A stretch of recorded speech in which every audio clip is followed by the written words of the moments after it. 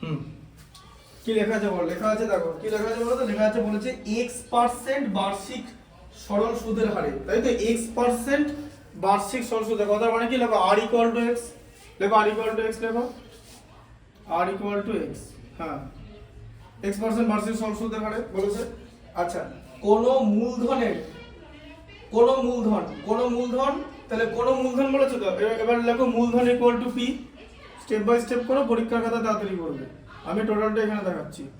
মূলধন equal two হচ্ছে p, হয়ে গেল। আচ্ছা আর ইকুয়াল টু, হ্যাঁ কোন মূলধনের x বছরের সুদ x টাকা, তাহলে x বছর বলেছে, তাহলে t equal to x, t টা ছোট হাতের হয়, p আর t না, t টা ছোট হাতের, t ইকুয়াল টু x, তাই তো। আচ্ছা সুদ x টাকা বলেছে তো, মানে SI equal to x, SI equal to x, তাই তো। এবারে কি বলেছে, এবার মূলধনের পরিমাণ বার করতে বলেছে, মূলধনের পরিমাণ মানে p এর ভ্যালু বার করতে বলেছে। তা তোমার ফর্মুলা কি আছে? p আর t, p, হ্যাঁ ফর্মুলা দেখো, SI ইকুয়াল টু লেখো,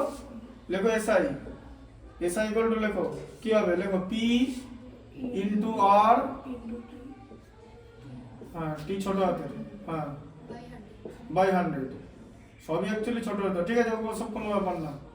হ্যাঁ এবার বলো, এবার ভ্যালুগুলো পুট করো, SI এর ভ্যালু কত, x, ব্যাস s এর জায়গায় x লেখো, বুঝতে পারছো কিরকম করে করছো, বুঝতে পারছো তো।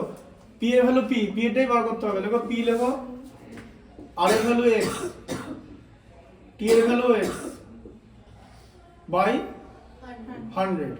আচ্ছা এবার দেখো বাঁ দিকে একটা x আছে তো, আর ডান দিকে দুটো x আছে তো, একটা করে x কেটে দাও, এটা কেটে দিলে এটা কেটে দিলে, ব্যাস। এবার তাহলে এখানে যদি কেটে দাও তাহলে তো এখানে 1 থাকে, 1, তাহলে এখানে লেখো এবারে 1 সমান 1 কেন, এখানে তুমি ইকুয়েশনের সাইনটা দাও, হ্যাঁ এখানে কি আছে 1 আছে তো, আর এদিকে কি আছে এখন px, px বাই 100, লেখো px by 100 equal two 1,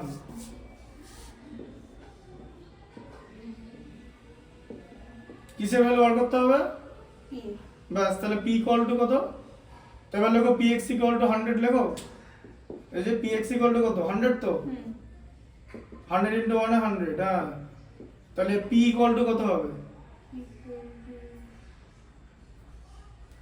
x টা কি হবে, 100 by x, হ্যাঁ 100 by x, p equal to 100 by x, বুঝলে आंसर আছে দেখবে, অপশন আছে তো 100 বাই x, সি आंसर, বুঝা গেল, p equal to 100 by x, ঠিক আছে দাও।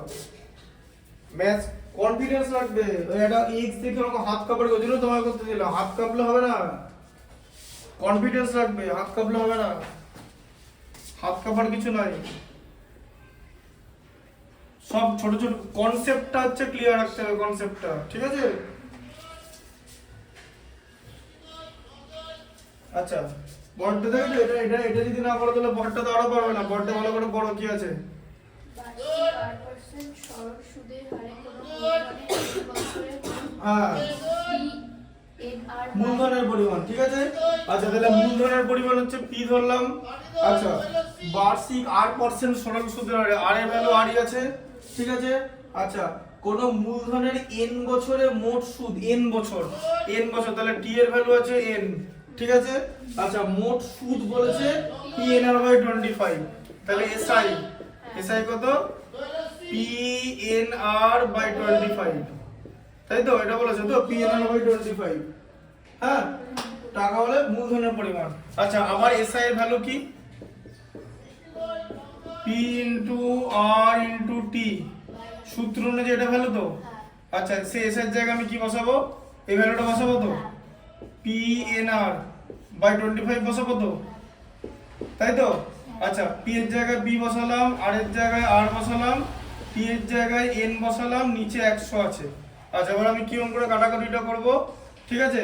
প্রথমে 25 টারে 100 কেটে দিলাম, তাই তো। আচ্ছা হ্যাঁ দাঁড়াও, PRN কেটে যাচ্ছে তো এখানে, না দাঁড়াও, এটা p এর ভ্যালুটা p ধরতে হবে, n বছরে কোনো মূলধনের n বছরে মূলধনের পরিমাণটা p ধরতে হবে, আবার এখানে সুদেও p লেখা আছে, মোট সুদ, তাহলে এটা দুটো পি ধরা যাবে না। ঠিক আছে, একটা এক্স করে নাও, আবার কি এটা ধরো এ করে নিলাম, ঠিক আছে, এ করে নিলাম এ, হ্যাঁ এখানে ওদের মূলধনের পরিমাণ হ্যাঁ পিটাকে এ ধরে নিলাম, এ ধরে নিলে হয়ে যাবে। এ দেখো এন আর কেটে গেল, দেখেছো? আচ্ছা তাহলে কি P by 1 equal to A by 4, তাই তো? তাই তো? তাহলে এ ইকুয়াল টু কি 4p, A equal to 4p, 4p answer আছে তো? 4p আছে। তাই তো, বি অপশন তো, বুঝলে? হ্যাঁ। এই যে কিরকম করে কাটলে বুঝতে পারলে কনসেপ্টটা, যে 25 100 সঙ্গে 4 এ কেটে গেল, এবারে পি পি রাখলে চলবে না, কারণ সব তো কেটে যাচ্ছে, তাই পি এর জায়গায় এ করতে হবে, ঠিক আছে? তাহলে এ ধরে নিলে। আচ্ছা এবারে এন আর দেখো এদিকে আর আছে, এদিকে আর আছে, এদিকে এন আছে, এদিকে এন আছে, কেটে গেল, তাহলে এখানে 1 থাকবে, তাহলে P by 1 equal to A by 4, তাই তো? এবারে আমার ক্রস মাল্টিপ্লিকেশন হবে, তাই তো? তাহলে a ইকুয়াল টু কত হবে 4p, আমাকে এর ভ্যালু বার করতে হবে, বুঝতে পেরেছো? আচ্ছা এরপর সত্য মিথ্যা।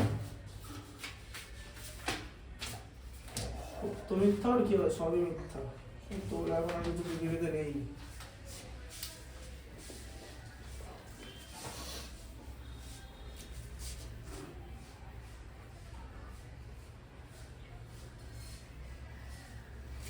সবই ফলস। কি আছে এটা? বি এরটা, নিচের বিবৃতিগুলো যে ব্যক্তি টাকা ধার করেন, আচ্ছা যে লিখে দিচ্ছি দাদা, এটা কি, এটা কত হবে? এটা 22 এর বি না 21 এর বি, আচ্ছা 21 এর বি এক একটা। হ্যাঁ কি আছে? যে ব্যক্তি টাকা ধার করেন তাকে অধমর্ণ বলে, সত্যি এটা, তাই তো? যে টাকা ধার করে তাকে অধমর্ণ বলে, এটা সত্যি। তারপর হচ্ছে আসল ও শতকরা বার্ষিক সরল সুদের হার একই থাকে, মোট সুদ সময়ের সঙ্গে ব্যক্তির সমানুপাতে থাকে। না মোট সুদ না, ব্যস্ত সমানুপাত, এখানে সব সরল সমানুপাত হবে, সব সরল সম্পর্ক। আসল বাড়লে সুদও বাড়বে, সুদ বাড়লে আসলে বাড়বে, যত সময় বাড়বে সুদও বাড়বে, সুদ বাড়লে সময়ও বাড়বে, ঠিক আছে? এখানে আসল, সময়, সুদের পরিমাণ, সুদের হার সব পরস্পর সরল সম্পর্কযুক্ত, ঠিক আছে? হ্যাঁ এই যে হ্যাঁ পরস্পর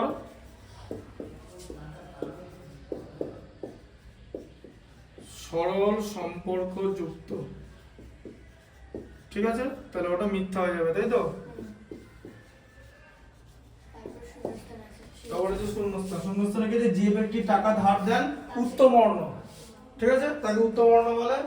বার্ষিক R/2% হারে টি বছরের সরল সুদ, ঠিক আছে? বার্ষিক R/2% হারে, দাঁড়াও এটা কত হবে? 21 এর সি এর, আচ্ছা 20 21 এর সি এর 2 21 এর সি এর 2 হ্যাঁ বলো কি আছে? বার্ষিক R/2% সরল সুদের হারে 2p টাকা টি বছরের সুদ হ্যাঁ আচ্ছা তাহলে দেখো বার্ষিক R/2, তাহলে এখানে দেখো R এর ভ্যালু হচ্ছে R/2 হলো, R এর ভ্যালু R/2, আচ্ছা সরল সুদের হারে 2p টাকার, p ইকুয়াল টু 2p, তাই তো? 2p টাকার টি বছরের সুদ আসল, তাহলে টি বছরের সুদ, টি এর ভ্যালু টি, ঠিক আছে? আচ্ছা তাহলে এসআই কত? Formula p into r into t by 100, আচ্ছা p এর ভ্যালু 2p ছিল তো, r এর ভ্যালু কত? R/2, t এর ভ্যালু t, আর এটা 100, SI ইকুয়াল টু, আচ্ছা 2 কেটে গেল, ঠিক আছে? আচ্ছা তাহলে কত হলো এটা? ওপরটা কত হলো তাহলে? PRT বাই 100, তাই তো? আচ্ছা সুদে আসল জিজ্ঞেস করেছে, সুদে আসল তো, তার মানে কত হচ্ছে? 2p প্লাস PRT বাই 100, ঠিক আছে তো? বুঝতে পারলে?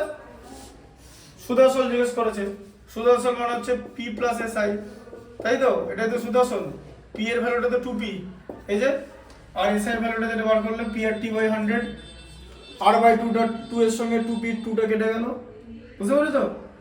এই যে 2p 2টা R/2 এর সঙ্গে 2টা কেটে গেল, উপরে PRT, নিচে 100, PRT বাই 100, সিম্পল ইন্টারেস্ট মানে সুদের পরিমাণ, তার সঙ্গে আসলটা অ্যাড হবে। আচ্ছা CH3 এরটা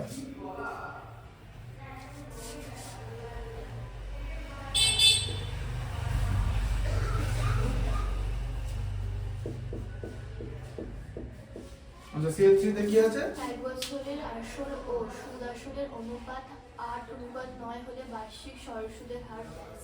আচ্ছা দেখো আবার এদিকে মূলধন P, আচ্ছা R এর ভ্যালু R, T এর ভ্যালু 1, ঠিক আছে, তাহলে SI কত? P into R into T by 100। আচ্ছা তাহলে SI কত হবে?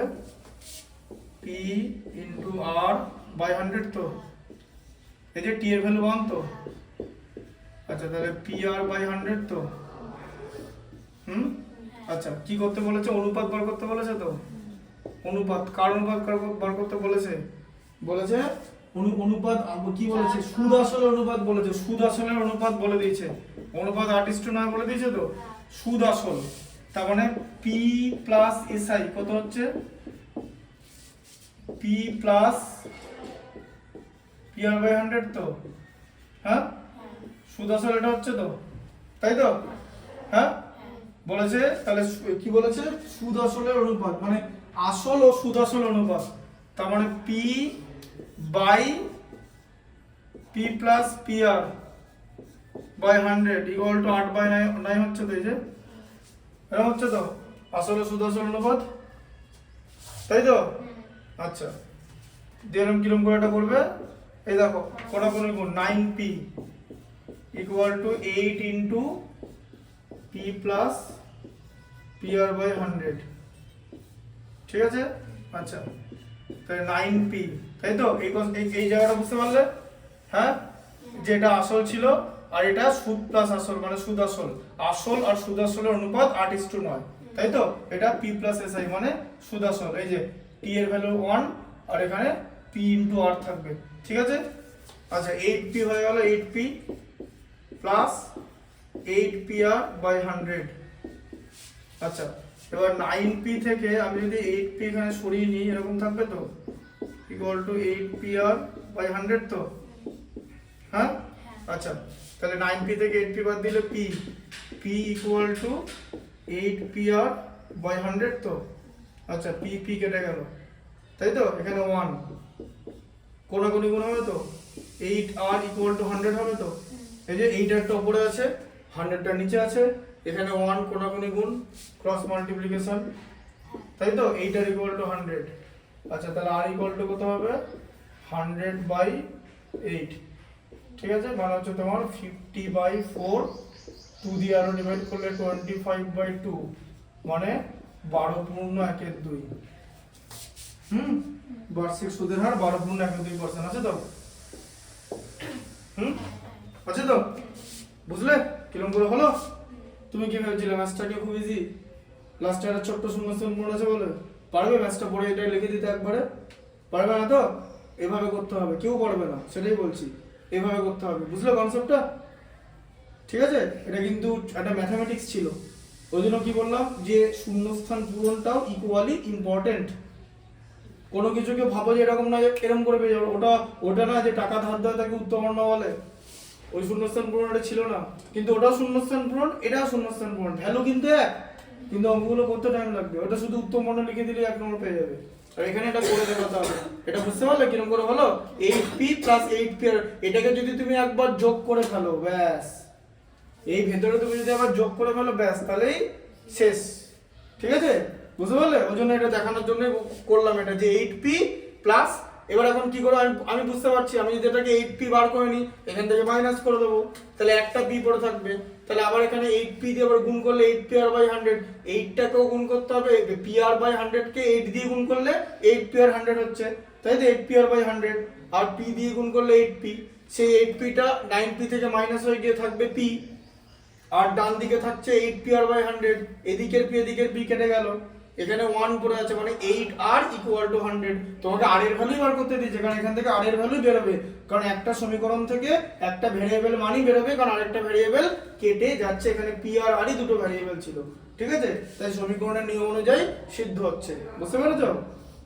এই যে আবার অঙ্কটা যদি পরীক্ষা দেয় মাধ্যমিকে পরের বছর, দিতেই পারে, এবছর দেয়নি, যদি বলে স্টুডেন্ট বলে যে পরীক্ষা কোশ্চেন কঠিন আসছে, তাহলে কিছু করার নেই, তুমি কিরকম কোশ্চেন করবে, ওই শূন্যস্থান পূরণ লিখতে দেবে যে সুদের পরিমাণ কাকে বলে, আসল আসল কাকে বলে, হ্যাঁ উত্তরবর্ণ কাকে বলে, অধমর্ণ কাকে বলে লিখতে দেবে কি দেবে না, বুঝলে? আসল প্লাস আসল আর সমৃদ্ধি মূলের অনুপাত 8:9 দিয়েছে, তাহলে সুদের হার কত, এরকম করে বার করতে হবে জিনিসটা, ঠিক আছে? কনসেপ্টটা ক্লিয়ার রাখতে হবে।